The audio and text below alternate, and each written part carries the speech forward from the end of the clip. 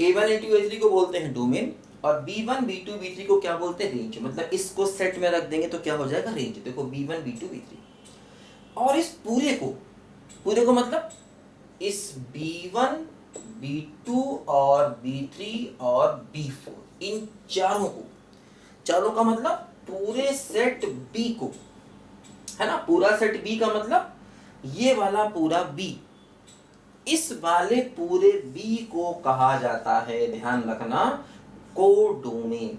इस वाले पूरे B को क्या कहा जाता है, बोलो, कोडोमेन।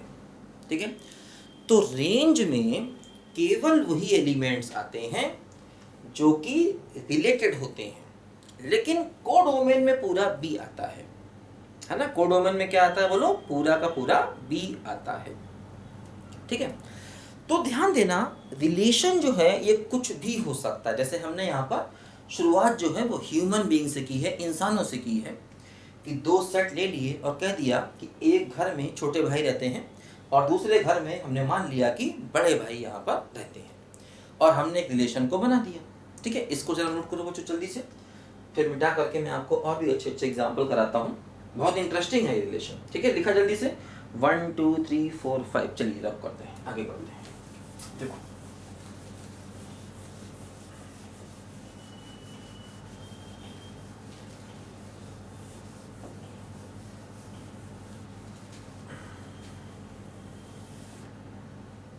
देखो बच्चों ध्यान दो, जैसे कि मान लो हमने क्या किया, एक सेट ले लिया ए, और ए में एलिमेंट्स रख दिए मैंने 1 2 3 4। ठीक है, 4 एलिमेंट्स मैंने सेट ए में ले लिए। दूसरा सेट मैंने बी ले लिया और इसमें 1 2 3 4 से लेकर के 10 तक, ठीक है, मैंने 10 एलिमेंट्स ले लिए। ठीक है, और मैंने कहा, इसको मिटा देते हैं, अभी जरूरत नहीं है इसकी। मैंने कहा कि R equal to x comma y such that y equal to 3x, x belongs to A and y belongs to B। ठीक है, ऐसा मैंने मान लो कहा कि मतलब रिलेशन में क्या आ रहा है, x और y आ रहा है। y मतलब दूसरा एलिमेंट पहले का 3 टाइम्स है। अब देखो यही रिलेशन है कि पहले एलिमेंट में और दूसरे एलिमेंट में ये रिलेशन है कि दूसरा एलिमेंट पहले का 3 टाइम्स, क्योंकि देखो रियल नंबर्स में यही रिलेशन हो सकते हैं कि पहला दूसरे का 3 टाइम्स हो सकता है, 2 टाइम्स हो सकता है, 1/3 टाइम्स भी हो सकता है, पहला दूसरे का स्क्वायर भी हो सकता है। मतलब जैसे मैंने y इक्वल टू 3x लिखा है, अब मैं y इक्वल टू 2x भी लिख सकता हूँ यहाँ पर, है ना। ये बात इंपॉर्टेंट है, बाकी सब तो फॉर्मेलिटी है, हर बार लिखा जाएगा, लेकिन ये बात इंपॉर्टेंट है कि y और x में क्या रिलेशन है। y x का मतलब पहले और दूसरे एलिमेंट के बीच में क्या रिलेशन, जैसे पिछले वाले में बड़े भाई का रिलेशन था, तो यहाँ पर जैसे मैंने y इक्वल टू 3x लिखा, मैं y इक्वल टू 2x भी लिख सकता हूँ, y इक्वल टू x/3 भी लिख सकता हूँ, y इक्वल टू x² भी लिख सकता हूँ, y इक्वल टू x+10 भी लिख सकता हूँ, y इक्वल टू x-10 भी लिख सकता हूँ, y इक्वल टू 3-x भी लिख सकता हूँ। मतलब जो मेरी मर्जी हो, हम यहाँ पर x और y में रिलेशन बना सकते हैं, जो मर्जी हो हमारी। हाँ, मतलब वो जो है, जो भी यहाँ पर लिखे वो मीनिंगफुल होना चाहिए, मतलब ऐसा एक्सप्रेशन लिखें जो मीनिंगफुल हो। अब आप कहोगे सर मीनिंगफुल से क्या मतलब है, भैया बहुत मतलब है। देखो कैसे, मान लीजिए मैं लिख दूं x² + y² + 2 = 0। अब मान लो मैंने ये x y में रिलेशन लिखा, लेकिन ये रिलेशन मीनिंगफुल नहीं है। क्यों? क्योंकि आप x y कुछ भी रखोगे ये सेटिस्फाई नहीं होगा। भाई x² पॉजिटिव हो गया, y² पॉजिटिव हो गया, positive plus positive plus positive equal to 0 थोड़ी होगा। तो मतलब ये रिलेशन यहाँ पर मीनिंगफुल नहीं है। मतलब अगर हम x y को रियल लेंगे तो ये सेटिस्फाई नहीं होगा। हाँ, x y को इमेजनरी ले लें तो सेटिस्फाई हो सकता है, और यहाँ हम इमेजनरी लेते नहीं हैं क्योंकि हम यहाँ पर रियल नंबर्स के बारे में पढ़ रहे हैं। पूरा का पूरा जो कैलकुलस होता है ना बेटा, वो रियल नंबर्स के बारे में होता है। इमेजिनरी नंबर केवल और केवल कॉम्प्लेक्स नंबर में पढ़े जाते हैं, जिसके मैंने वीडियो 11 क्लास के कॉम्प्लेक्स नंबर के अपलोड किए हुए। कॉम्प्लेक्स नंबर अगर पढ़ना है तो पढ़ लो। अभी मैंने शुरू के वीडियो अपलोड किए, बहुत डिटेल नहीं, मेरे पास बने रखे हैं हर सब्जेक्ट के, हर टॉपिक के डिटेल वीडियो बने रखे हैं। वो इतने डिटेल वीडियो हैं कि ऑफलाइन कोई नहीं पढ़ा सकता उनको, वो ऑनलाइन ही जा सकते हैं, धीरे करके अपलोड कर रहे हैं। तो कॉम्प्लेक्स नंबर की वीडियो अपलोड किए हुए मैंने 11 क्लास में, उसकी प्लेलिस्ट है, आप चाहे तो जाके पढ़ सकते हैं डिटेल से। खैर अभी यहाँ पर ध्यान दीजिए, अगर आप 12 क्लास में हैं, अगर आप 12 क्लास में हैं तो पहले 12 को कवर करिए, है ना। ये मत सोचिए कि 11 को अच्छे से पढ़ लें, वो पढ़ लेना, पहले 12 पढ़ लो, 12 को पहले कवर करो। देखो ध्यान दो, तो मतलब ऐसा रिलेशन नहीं चलेगा, क्योंकि ये मीनिंगफुल नहीं है। मीनिंगफुल क्यों नहीं है? क्योंकि एक्स वाई की कोई भी रियल वैल्यू इसको सेटिस्फाई कर ही नहीं पाएगी, इसलिए मीनिंगफुल नहीं है। तो यहाँ पर हम जो भी लिखे हैं वो मीनिंगफुल रिलेशन होना चाहिए, इस बात का हमें ध्यान रखना पड़ेगा, ठीक है। और लिख कुछ भी सकते हैं। अच्छा अब देखो, अब यहाँ पर समझो बच्चों जरा ध्यान से कि ये रिलेशन मैंने लिखा। अब जो मैंने लिखा है उसमें सेट ए दे दिया, सेट बी दे दिया, और मैंने रिलेशन की सेट बिल्डर फॉर्म दे दी है, ठीक। अब अगर मुझे मान लो इसकी टेबुलर फॉर्म चाहिए, अगर मान लो मुझे इस रिलेशन की टेबुलर फॉर्म चाहिए, टेबुलर मेथड चाहिए, रोस्टर मेथड चाहिए, तो क्या करेंगे? देखो कुछ नहीं करेंगे, इस रिलेशन को उठाएंगे, y बराबर 3x को उठाएंगे। अब इसमें x कहाँ से आ रहा है? a से, और a ये है, तो x की वैल्यू क्या क्या हो सकती है? ये 1 2 3 पर, क्योंकि x का मतलब a का element, x belongs to a, x belongs to a का मतलब x a से आएगा, तो a हमारे पास ये है। तो सोचो x क्या क्या हो सकता है? x1 हो सकता है, x2 हो सकता है, x3 हो सकता है, x4 हो सकता है। अगर x1 हुआ तो y क्या होगा? 3। अगर x2 हुआ तो y क्या होगा? 6। अगर x3 हुआ तो y क्या होगा? 9। अगर x4 होगा तो y क्या होगा? 12, है ना। देखो x की वैल्यू रखो, इसमें 1 रखेंगे तो y कितना बनेगा? 3, x को रखेंगे 2 तो 6 9 12।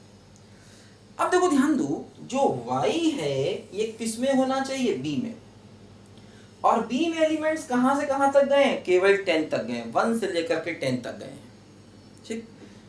12 जो है ये b में है ही नहीं, तो इसका मतलब 12 को हम नहीं ले सकते, और अगर 12 नहीं ले सकते तो करस्पॉन्डिंग x भी छोड़ना पड़ेगा, क्योंकि y की वैल्यू 12 हम नहीं ले सकते, क्योंकि y आ रहा है b से, और b में मैक्सिमम एलिमेंट कहाँ तक जा रहे हैं? 10 तक जा रहे हैं। इसका मतलब हम y को 12 नहीं ले सकते। अगर y को 12 नहीं ले सकते तो x की वैल्यू 4 भी नहीं ले सकते, मतलब ये 4 और 12 छोड़ना पड़ेगा। अब देखो ये जो 3 मिले, इनसे हमें क्या क्या पेयर मिलेंगे? देखो 1 3 है, x1 3, तो एक पेयर मिला 1 3, दूसरा पेयर क्या मिला बोलो? 2 6, और तीसरा पेयर क्या मिला बोलो? 3 9 मिला, ठीक है। तो हमें देखो ये 3 पेयर मिले, इन तीनों पेयर को एक साथ लिख देंगे तो यही हमारा क्या हो जाएगा बोलो? टेबुलर मेथड हो जाएगा, या रोस्टर मेथड हो जाएगा। टेबुलर या रोस्टर, कुछ भी इसको हम लोग कह सकते हैं, रिलेशन का टेबुलर मेथड या फिर रोस्टर मेथड। तो 3 एलिमेंट्स मैंने लिए, ये हो जाएगा हमारे रिलेशन का टेबुलर मेथड। अब देखो इसमें जो पहले वाले एलिमेंट्स हैं 1 2 3, है ना, ये हो जाएंगे डोमेन। अब देखो ध्यान दो, डोमेन क्या हो गया? 1 2 3 पहले वाले एलिमेंट्स। अब देखो डोमेन यहां पर पूरा ए नहीं है, समझिए ध्यान से, डोमेन जो है वो पूरा ए नहीं है, ये रिलेशन है ना, ध्यान देना। फंक्शन जो होता है ना, फंक्शन, उसमें डोमेन पूरा ए होता है, ये बात आपने बहुत बार वहां पर समझी है ना। फंक्शन की वीडियो देखिए, ठीक है ना, वहां पर डोमेन पूरा ए होता है, ए में से कोई भी एलिमेंट छूटता नहीं है। अगर कोई भी एलिमेंट ए में से छूटा तो फिर हर घर का सपना टूटा, उसको फिर हम फंक्शन नहीं बोलते हैं। बताओ भाई, याद रखो, धीरे धीरे करके याद होगा, परेशान नहीं हो, टेंशन नहीं लो, है ना। ठीक है, धीरे धीरे करके सब बातें याद होंगी, बस पेशेंस रख के ध्यान से, है ना, इस अपने सर की बातों को पढ़ना सीखो, सब कुछ आ जाएगा, मैथ्स आपकी बहुत स्ट्रांग हो जाएगी, परेशान मत होइए। ठीक है, चलिए। तो डोमेन देखो, इसका मतलब ये हुआ डोमेन को निकालने के लिए रिलेशन की टेबुलर फॉर्म लिखना जरूरी है। अगर रिलेशन की टेबुलर फॉर्म नहीं लिखेंगे तो आप डोमेन नहीं निकाल सकते। और ध्यान दीजिए, रेंज, अगला क्या है बोलो, रेंज। रेंज क्या होगा, रेंज होगा दूसरे वाले एलिमेंट 3, 6, 9। डोमेन हो गए पहले वाले एलिमेंट्स और रेंज क्या हो गए बोलो, दूसरे वाले एलिमेंट्स। ठीक है, तो डोमेन रेंज निकालने के लिए रिलेशन की टेबुलर फॉर्म लिखना पड़ेगा। हालांकि तरीके होते हैं बिना टेबुलर फॉर्म भी लिखे हुए, कई बार हम समझ लेते हैं, आगे समझाएंगे, लेकिन वो रिलेशन फिर अलग प्रकार के होते हैं। अगर रिलेशन इस प्रकार से दिया गया तो यहाँ पर ये बात करनी पड़ेगी। और ध्यान देना, कोडोमेन, कोडोमेन में कोई दिक्कत नहीं है। कोडोमेन हमेशा पूरा बी होता है, हमेशा, मतलब जहां से वाई आता है वो पूरा कोडोमेन होता है। एक्चुअली क्या होता है, कई बार वो ए और बी अलग अलग नहीं देते, खाली एक सेट ए दे देते हैं और x को भी a से ले लेते हैं और y को भी a से ले लेते हैं। तो उस केस में जब y जहां से आ रहा है वो कहलाता है कोडोमेन। अब अगर मान लो y a से आ रहा होगा तो a को कोडोमेन बोलेंगे। y मतलब दूसरा एलिमेंट जहां से आ रहा होता है ना, उस दूसरे एलिमेंट को हमेशा कोडोमेन कहा, मतलब दूसरा एलिमेंट जिस सेट से आ रहा होता है उस सेट को हमेशा कोडोमेन कहा जाता है, मतलब बी को नहीं। कई जगह ऐसी होंगी जहां बी होगा ही नहीं, अकेला सेट ए दे देंगे और कहेंगे कि एक्स भी ए से आ रहा है और कहेंगे वाई भी ए से आ रहा है। और अगर एक्स वाई दोनों ही ए से आए तो फिर बी तुम्हें दिखेगा ही नहीं। तो बी मत ढूंढना, ये देखना कि वाई कहां से आ रहा है। क्या पता उल्टा कर दे, कह दे एक्स बी से आ रहा है और वाई ए से आ रहा है, ऐसा भी कर सकते हैं। भाई आईटी वाले हैं, कुछ भी कर सकते हैं भैया। इन्होंने जो है वो बच्चों को हिलाया हुआ है, परेशान किया हुआ है, ठीक है ना। तो खैर चलो,